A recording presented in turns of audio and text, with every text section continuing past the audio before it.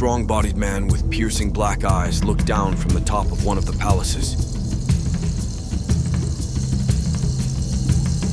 He observed numerous laborers plowing fields and preparing the land for future crops.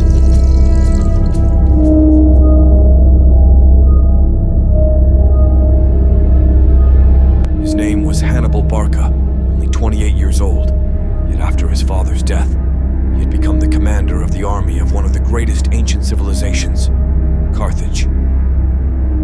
Hannibal, amidst the clangor of swords, addressed tens of thousands of soldiers. He ascended a grand platform, raised his hand for silence, and commenced his speech, declaring war between Carthage and Rome. He informed the troops that they were to advance north, traverse the Alps and Pyrenees, and bring the war to the gates of Rome.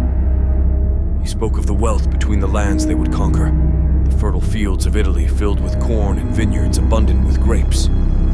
Italy possessed beautiful women, and they were destined to claim all of these for themselves. Amidst complex rumors in the army, facing mountains reaching heights of 3,600 meters, death awaited them. The Carthaginian army was prepared and set in motion, covering over 1,250 kilometers, ascending mountains, overcoming tribes that opposed them, and crossing perilous rivers.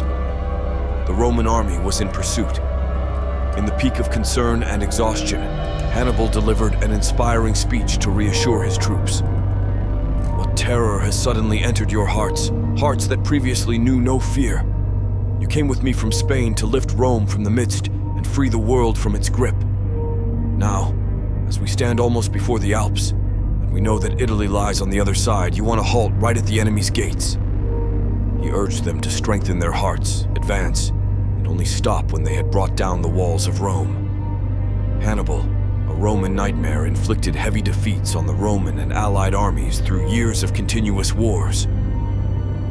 Finally, at the age of 64, when Roman guards surrounded his villa, wanting to capture and parade him through the streets for the people of Rome to mock, he chose to end his life with a dose of poison.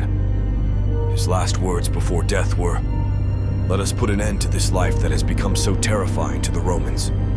His powerful legacy haunted the minds for centuries, and mothers would terrify their Roman children with the phrase, "Hannibal is at the gates." Unimaginable fear, he stood among the greatest powers that shaped the ancient world.